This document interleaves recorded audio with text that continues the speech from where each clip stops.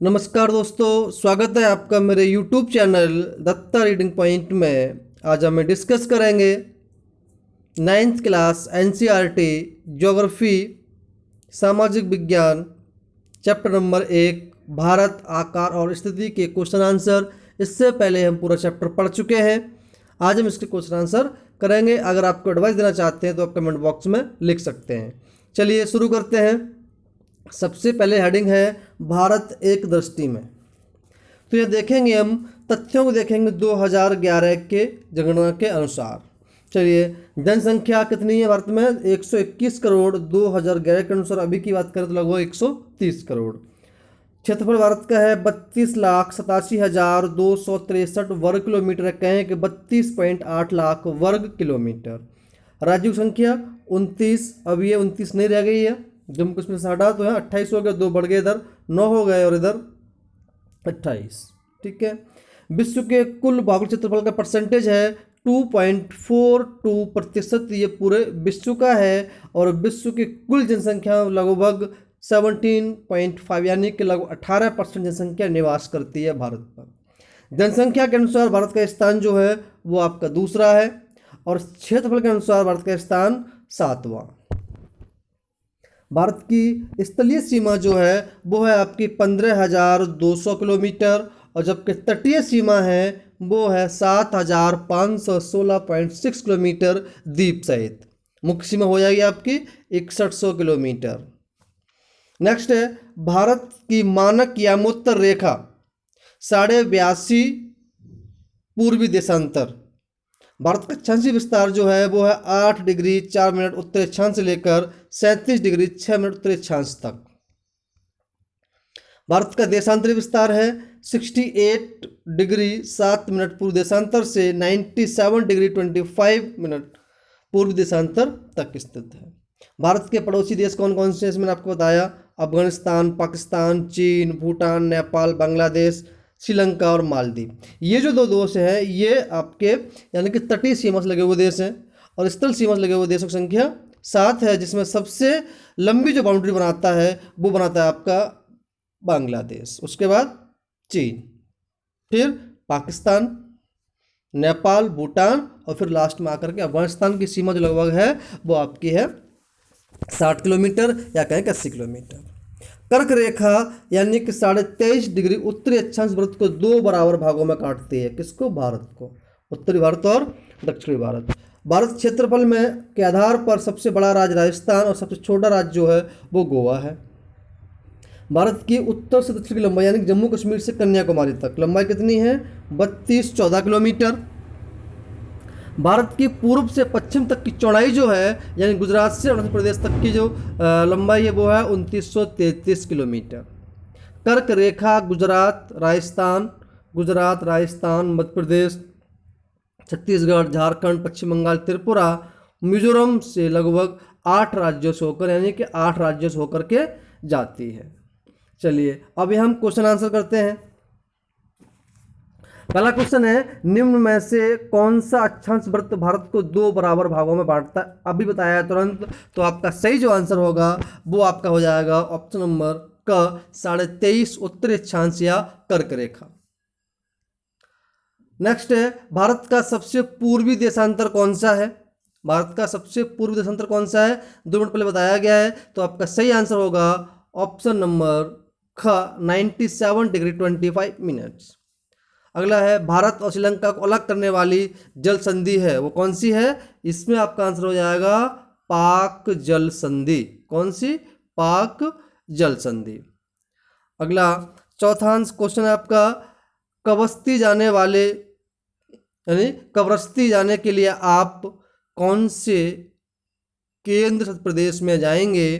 तो इसका सही जो आंसर हो जाएगा वो हो जाएगा आपका लक्षद्वीप। कहाँ जाएंगे आप? लक्षद्वीप से होकर के जाएंगे। चलिए 5वां क्वेश्चन है, भारत का अक्षांशीय विस्तार है कितना? भारत का अक्षांशीय विस्तार कितना है? तो यहाँ हो जाएगा आपका 8 मिनट। ठीक है, 4 डिग्री उत्तर से 37 डिग्री 6 मिनट उत्तर दक्षिण। अगला है, क्षेत्र की दृष्टि से भारत विश्व का कौन सा स्थान रखता है? तो ये रखता है आपका 7वां स्थान रखता है। अगला, निम्न में से भारत को मानक या मूत्र देशांतर कौन सी रेखा है? तो आपका सही जो आंसर होगा वो हो जाएगा आपका 82.5 पूर्वी देशांतर रेखा। ठीक है। अगला क्वेश्चन, विश्व के भौगोलिक क्षेत्रफल का कुल कितने प्रतिशत भारत के पास में है? बताया गया थोड़ी देर पहले अभी। तो आपका सही जो आंसर होगा वो हो जाएगा आपका 2.4%।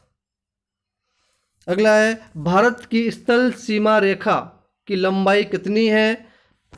तो इसकी लंबाई रेखा जो है वो है 15,200 किलोमीटर।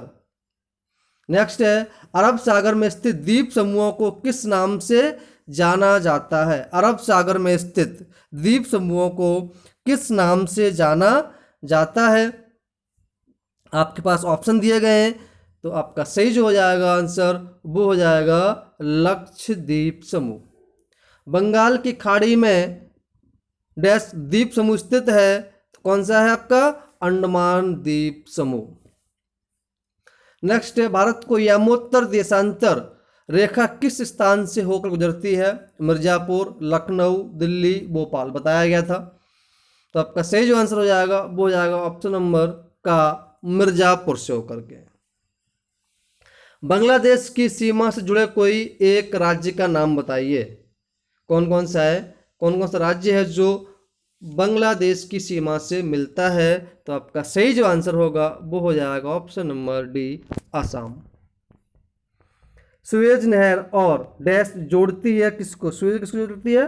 तो आपका जो आंसर होगा वो हो जाएगा यहाँ पे भूमध्य सागर को लाल सागर से जोड़ती है। नेक्स्ट है, निम्न में से कौन सा देश भारत का पड़ोसी देश है?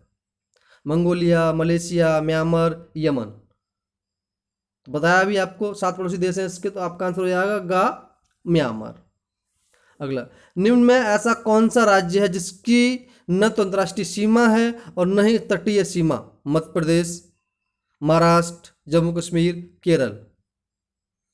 तो आपका सही आंसर होगा option number B, Madhya Pradesh. एक ऐसा राज्य है जो न तो अंतर्राष्ट्रीय सीमा से मिलता है और न इसके पास समुद्री कोई सीमा है। निम्न में से सबसे लंबी तटरेखा वाला राज्य कौन सा है? पश्चिम बंगाल, केरल, गुजरात, महाराष्ट्र। तो आपका सही जो आंसर होगा वो हो जाएगा आपका गुजरात। भारत का कौन सा राज्य 3 तरफ से बांग्लादेश से घिरा हुआ है? तो आंसर है आपका त्रिपुरा।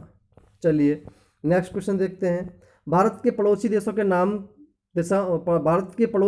नाम दिशाओं के अनुसार लिखिए। चलिए देख लेते हैं। पहला है, उत्तर पश्चिम दिशा में जो पड़ोसी देश है वो आपका पाकिस्तान और अफगानिस्तान। उत्तर दिशा में चीन, तिब्बत, नेपाल और भूटान। पूर्व दिशा में म्यांमार और बांग्लादेश। दक्षिण दिशा में द्वीपीय देश श्रीलंका और मालदीव हैं। यानी ये दिशाओं के अनुसार दिए गए हैं। भारत को मानक समय की आवश्यकता क्यों पड़ती है? चलिए देख लेते हैं। भारत के पूर्वी तथा पश्चिमी छोर के मध्य 30 देशांतर का अंतर, कितने का? 30 देशांतर का अंतर है। यह अंतर समय के अनुसार लगभग 2 घंटे का है। 2 घंटे कैसा है कि 1 डिग्री घूमने में 4 मिनट का समय लगता है। हमारे पास 30 देशांतर 3 चौके 12, तो 120 मिनट यहाँ हो जाता है। समूचे देश के समय को व्यवस्थित रखने के लिए एक समय की आवश्यकता पड़ती है। अतः 82.5 डिग्री पूर्वी देशांतर को भारत का मानक समय मान लिया गया है, क्योंकि रेखा जो है भारत को 2 बराबर भागों में काट देती है। अगला, हिंद महासागर में भारत की केंद्रीय स्थिति से किस प्रकार लाभ प्राप्त होता है? चलिए, हिंद महासागर में कोई भी देश ऐसा नहीं जिसकी तटरेखा इतनी लंबी हो जितनी भारत की है। समुद्री मार्ग से यूरोप, पश्चिम एशिया, पूर्वी एशिया, अफ्रीका के राष्ट्र व्यापार करने के लिए भारत से गुजरते हैं, जिसका लाभ भारत को मिल जाता है। और इन सभी लाभों से भारत से जुड़े होने के कारण भारत के नाम पर ही महासागर का नाम हिंद महासागर रखा गया, इसलिए इसका लाभ प्राप्त होता है। अगला है, भारत की तट रेखा कितनी लंबी है? इसके लाभ बताइए। बताया गया था। इसकी जो रेखा है वो है 7516.6 किलोमीटर। बहुत से महत्वपूर्ण बंदरगाहों को स्थापित करने में मदद मिलती है। ये बंदरगाह भारत के लिए विदेशी व्यापार द्वारा व्यापार करते हैं और यहीं पर जो समुद्री मछुआरे होते हैं उनको मछली पकड़ने में भी आसानी होती है, इसका भी ये लाभ मिल जाता है। उन देशों के नाम लिखिए जो भारत से बड़े हैं। चलिए, पहला आपका आ जाता है रूस, कनाडा, यूएसए, चीन, ब्राज़ील और ऑस्ट्रेलिया। उसके बाद आता है आपका 7वें नंबर पे आपका आ जाता है भारत और 8वें नंबर पे आपका आता है अर्जेंटीना। ठीक है, तो ये चैप्टर के ये थे कुछ मोस्ट इंपोर्टेंट क्वेश्चंस। बच्चों, अगर आपको समझ में आए हो तो आप कमेंट बॉक्स में ज़रूर लिखें और बताएं, और इसको अपनी कॉपी पर नोट करना है। अगर कोई समस्या है तो आप उससे मुझसे पूछ सकते हैं कमेंट बॉक्स में, और अपने दोस्तों को वीडियो भेजिए ताकि उनके पास भी ये पहुंच सके। इस तरह से हम पूरी ज्योग्राफी खत्म कर लेंगे इसको, इसी के माध्यम से। धन्यवाद।